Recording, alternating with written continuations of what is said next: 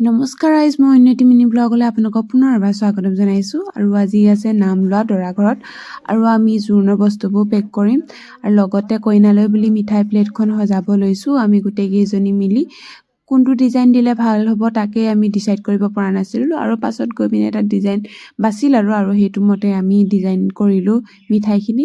আপোনালোকে জনাবচোন মিঠাইৰ ডিজাইনটো ভাল লাগিছে নে নাই। আৰু এয়া ডিজাইন কৰি মেলি আমি পেকিং কৰা ষ্টাৰ্ট কৰিলোঁ।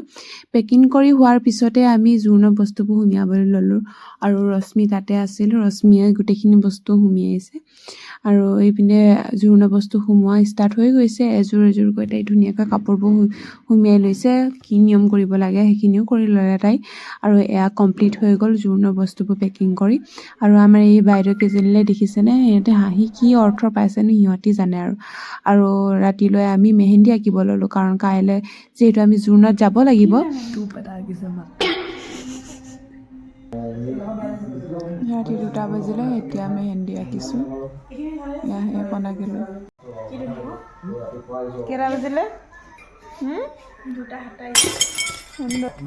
মেহেন্দি আঁকি হোৱা নাই।